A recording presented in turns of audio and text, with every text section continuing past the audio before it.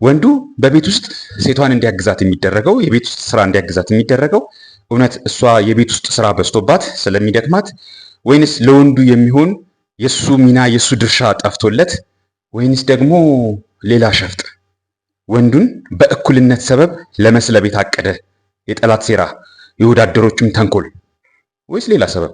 እስኪ ስለ እነዚህ ነገሮች እናውራ። ከዛ በፊት ግን እንደተለመደው ዮጊ ገላ ሳሙና ላለፉት 6 ዓመታት ሳዘጋጀው ስታጠብበት የነበረ ሳሙና ነው። እኔም ሆንኩኝ ቤተሰቤ፣ ልጆቼ፣ ጓደኞቼ፣ ወዳጆቼ እንታጠብበታለን እስከዛሬ ድረስ። እጅግ ጤናማ ሳሙና ነው። ኤድብል ከሆኑ ለምግብነት የሚውሉ ዘይቶችን ነው ወደ ሳሙና የምቀይራቸው። ከዛ ባሻገር ግን ይህን ሳሙና ፋንሲ እንዲሆን ቀለም፣ ሽታ፣ የሚያምር ነገር እንዲኖረው፣ አረፋ እንዲያወጣ፣ እንዲኩረፈረፍ፣ ረጅም ጊዜ እንዲያገለግል ብለን የምንጨምርበት ምንም አይነት ተጨማሪ ኬሚካል የለም። ከዚህም የተነሳ እነዚያን ኬሚካሎች በመቀነሳችን ወይም ለማስቀረት በመቻላችን ቆዳችን ላይ ፀጉራችን ላይ ሊደርስ የነበረውን መንጣት፣ መገርጣት፣ የፀጉር መከርቸፍ ማስቀረት ችለናል። ቆዳችን በቀላሉ በፍጥነት ራሱን ሞይስቸራይዝ እንዲያደርግ ራሱን እንዲጠግን እድል ይሰጠዋል ማለት ነው በዚህ ሳሙና ስንታጠብ። ከዛ ባለፈ ደግሞ ረጅም ጊዜ እንታጠብበታለን። በጣም ብርካት ያለው እኛ እንደተጠቀምንበት አንተም እንደተጠቀምበት እንመክራለን። በ175 ግራም አዘጋጅቼዋለሁ። 300 ብር ይሸጣል። የምታገኝበትን አድራሻ የጉግል ማፕ አድራሻ እዚህ ቪዲዮ ስር አስቀምጥልሃለሁ። ያንን ጉግል ማፕ ላይ ሰርች በማድረግ እዚሁ አዲስ አበባ ውስጥ ሜክሲኮ አካባቢ ወይም ኮሜርስ በተለምዶ የሚባለው አካባቢ ታገኘዋለህ ማለት ነው። ይህን ሳሙና ገዝተህ አንተም ወዳጆች እንድትጠቀሙበት እንመክራለን። ከዛ ባሻገር ግን አንተ ይህን ሳሙና ገዝተህ ከራስህ አልፈህ ለወዳጆች ብታበረክተው ይህንን ቻናል ትደግፋለህ። በዚህ ቻናል በተለይም ደግሞ ትውልዳችን ላይ ምሁራን ነን በተባሉ አካላት የተቃጣውን ትውልድን የማለጭ ስራ፣ በተለይም ወንዶቻችንን የማለጭ ስራ፣ ከተፈጥሯዊ አቅማቸው የማራቅ ስራ እንታደጋለን። ትብብር ነው። አይሆፕ ተስፋ እናደርጋለን እንደምታግዘን። ዛሬ ወደ አነሳሁት ርዕስ ሲሄድ ቀድመህ እንግዲህ ተምብኔሉ ላይ ፎቶ ላይ ተዋሃል ስዕሎቹን። በአንደኛው ጎን ወንድ ልጁን የተሸከመው የምታየው እኔ ነኝ። ከዓመታት በፊት ረስቼዋለሁ፣ አሁን ቁጥሩን አላስታውሰውም ቀኑን። በተረፈ ግን በእርግጠኝነት ከ6 ዓመታት በፊት እንደዛ ነገር ይሆናል ብዬ አስባለሁ። በስተቀኝ በኩል ደግሞ የምታገኛቸውን ታውቃቸዋለህ። ያው አንደኛው ባለስልጣን ነው፣ አንደኛው የቴሌቪዥን ኢንፍሉዌንሰር ነው ወይም ደግሞ የቴሌቪዥን ታዋቂ ሰው ነው፣ የቴሌቪዥን ላይ ጋዜጠኛ ነው። እና እነዚህ ሰዎች ምንድን ነው መሰለክ በቤት ውስጥ ያለን የሴትን ሚና የሴትን ስራ ድርሻ እንደዚህ አድርገው ለፐብሊኩ ለህዝቡ ማሳየታቸው ምንድን ነው የሚያስተላልፈው መልእክት ብለህ ታስባለህ?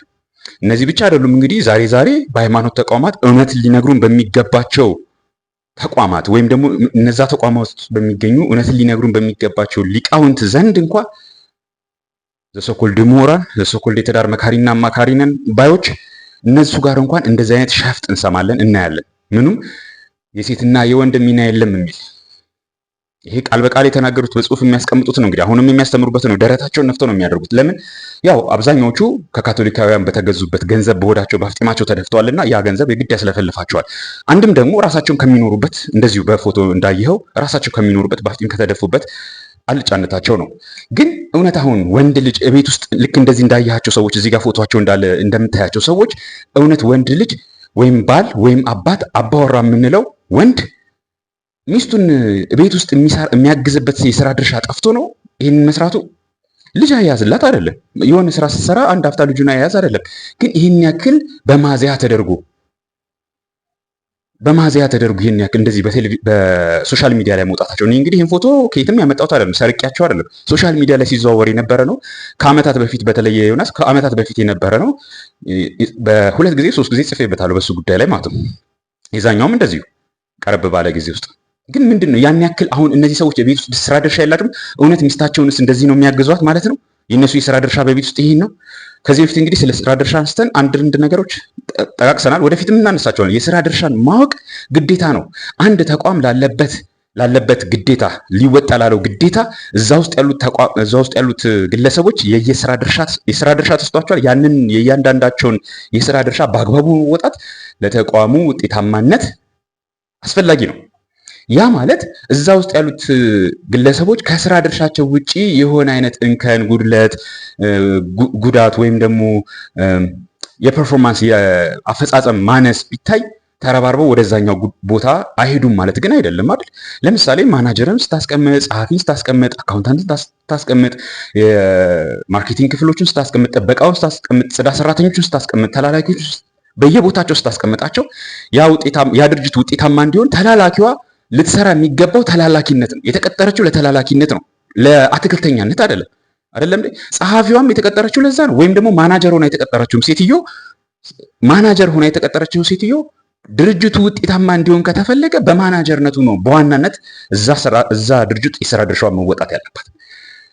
ነገር ግን ቅርንጫፋችን ወይም ደግሞ ድርጅታችን የተላላኪ እጥረት አለበት ብላ የማናጀርነት ስራዋን ትታ ቢሮዋን ለቃ ከአንዱ ቢሮ አንዱ ቢሮ የተላላኪነት ስራዋን አይ ግድ የለም ይሄ የተላላኪነት ክፍተት ስላለ እሱ ልሸፍን ብዬ ነው ብትል ምንድነው? ስራ ሰርታለች እኮ አልሰራችም አልተባለም አይባልም።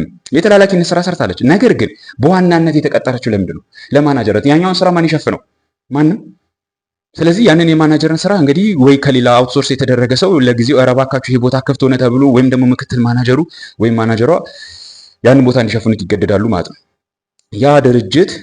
ያ ድርጅት በማናጀሯ ቦታዋ ባለመገኘት ምክንያቱም የጸሐፊዋን ወይም የተላላኪዋን ቦታ ሸፍናለሁ ብላ ቦታዋን በመልቀቋ ምክንያት ለሚደርስበት የስራ ክፍተት ወይም ደግሞ የፐርፎርማንስ ችግር ተጠያቂዋ ያቺ ማናጀሯ ነች፣ ቦታዋን የለቀቀችው። እግር ኳስ ጨዋታ ላይ ብትወስዱት እንደዛ ነው።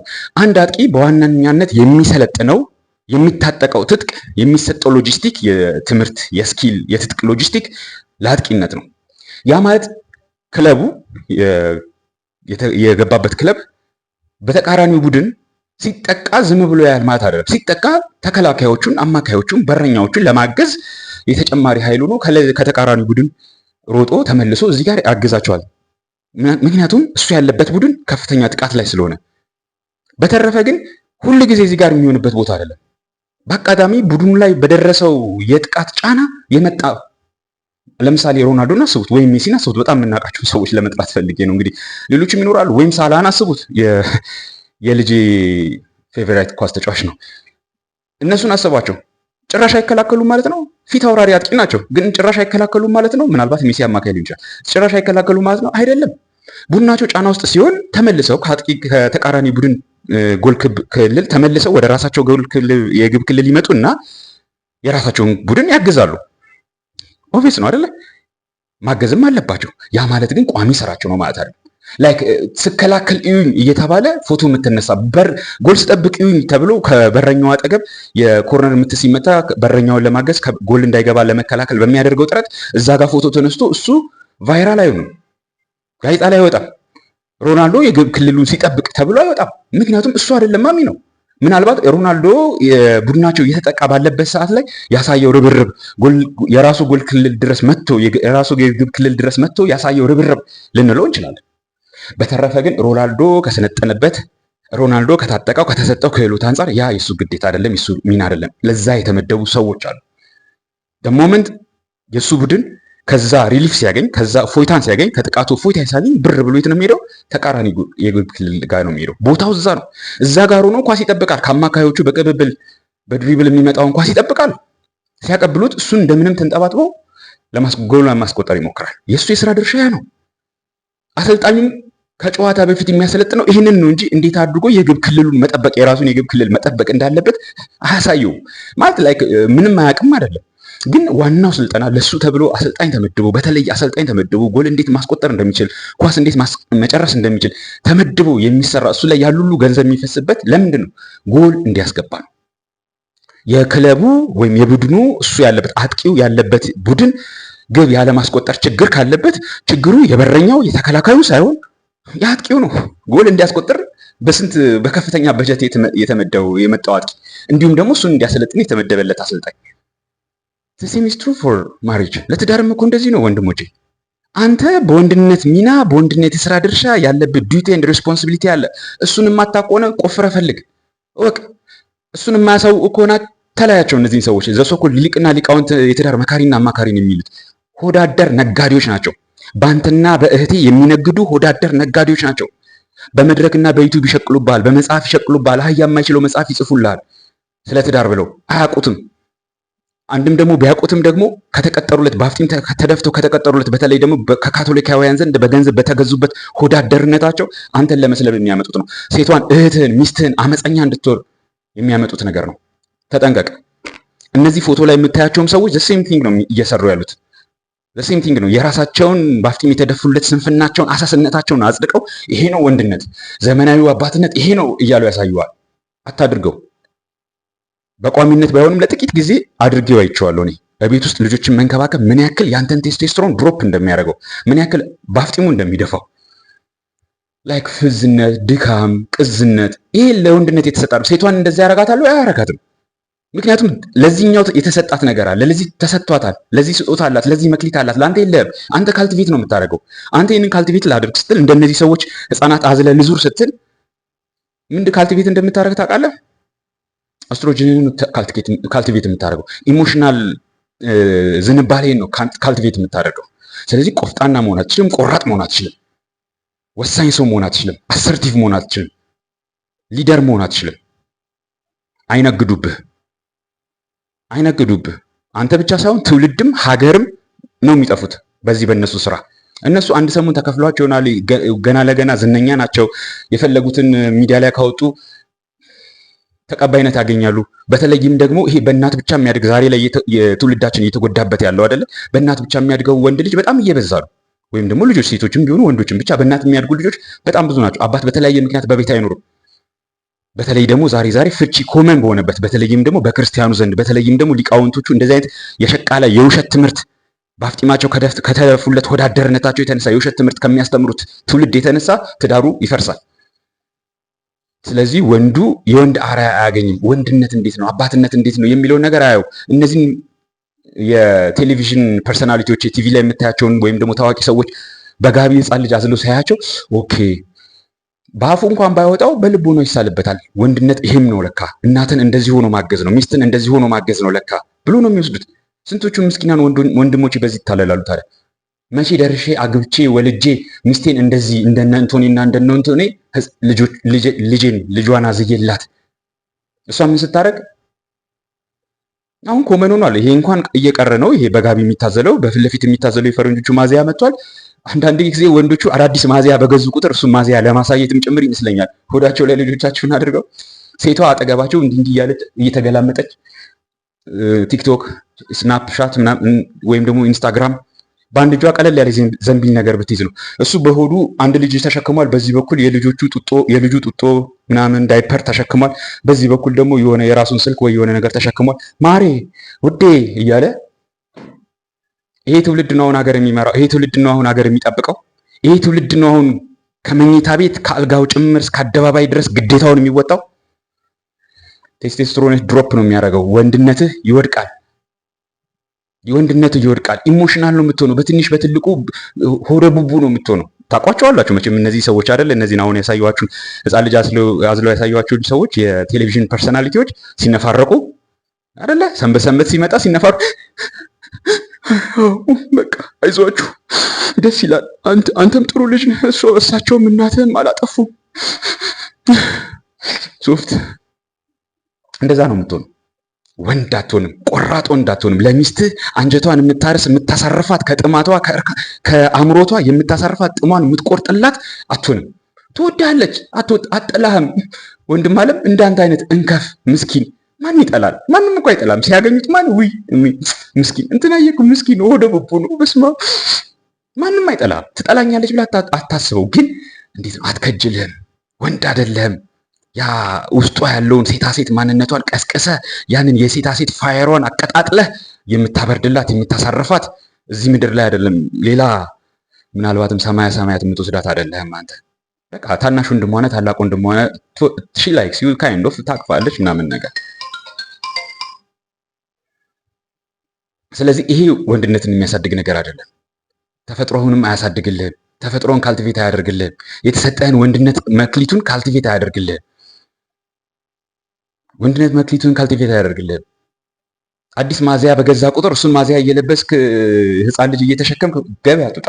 ማለት ህፃን ልጅን አትቀፍ አይደለም። በቃ በክንድህ ቀፈው፣ ክንድህን አጠንክረው። ምን ይሰራል ይህ ክንድ?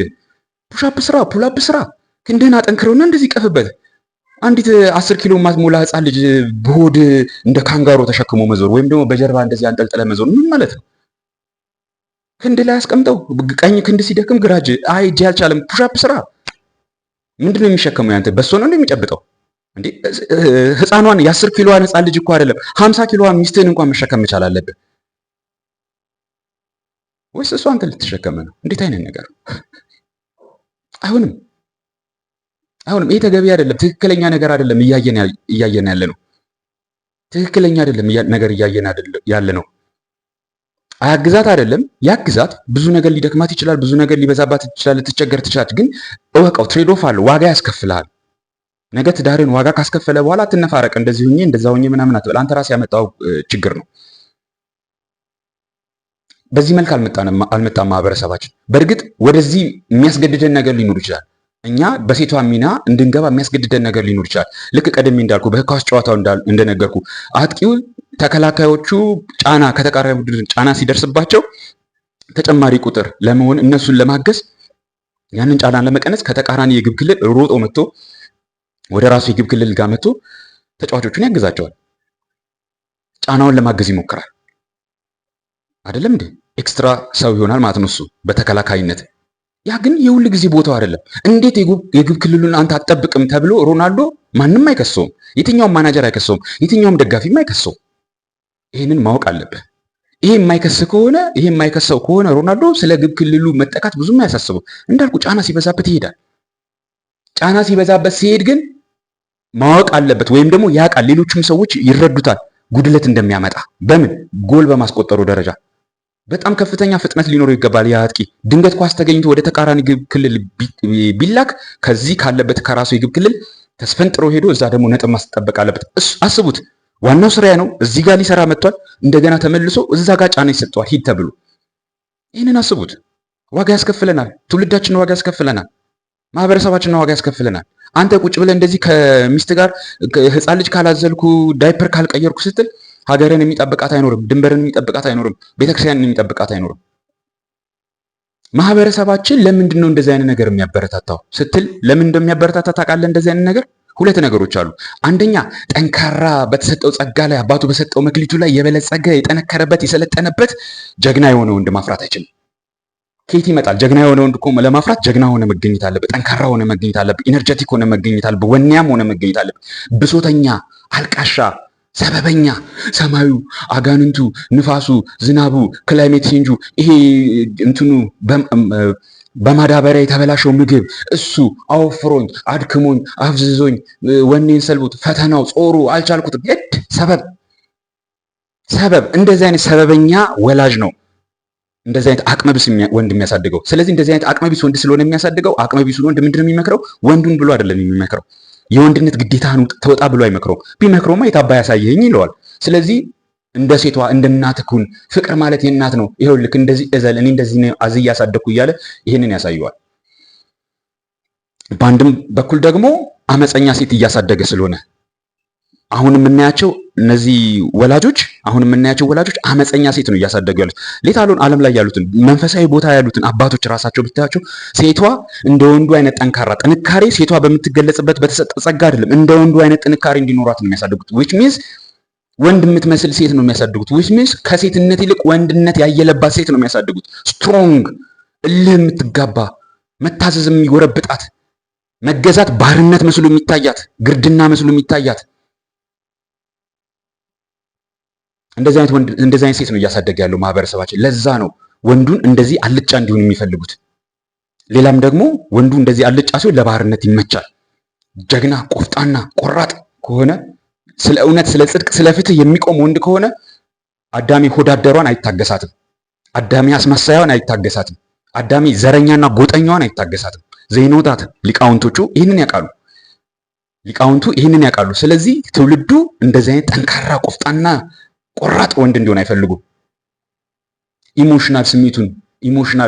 ስሜታዊነቱን ኮትኩቶ በስሜቱ ላይ ሳይሰለጥን ቀርቶ አልጫ፣ ሰነፍ፣ ሰበበኛና ስሜታዊ ሆኖ ወጥቶ ቲቪ ላይ ይወጣ። ከዛ በስንቱን እያየ ደግሞ እግሩን ታጥቦ ካሮት እንዳገኘች ጥንቸል ሲውሉ ይውላል። እንደዛ እንዲሆን ይፈልጋሉ። ይህንን ያበረታታሉ። ወንድም አለም ማንም ሲነግድብህ ዝም ብለህ አይነገድብህ። ዝም ብለህ አትስማቸው። ዝም ብለህ አትቀበላቸው። ሆዳደሮች በጣም በዝተዋል። ሆዳደር ሊቃውንት በጣም በዝተዋል። ከካቶሊካውያን ዘንድ በገንዘብ የተገዙ ይሄ በጦርነት በትግል በድብድብ አልገዛ ልቡ አልሰበር ያላቸውን ወንድ አከርካሪውን ለመስበር የሚፈልጉ ሆዳደሮች በዝተዋል። ስማቸውን አልዘረዝርልህ፣ ምንም አይጠቅምም። አንተም ሰበበኛ ነው የምትሆኑ። እገሌ ነው ብለህ ዝም ብለህ እነሱን ተዋቸውን፣ ራስህ ላይ ስራ።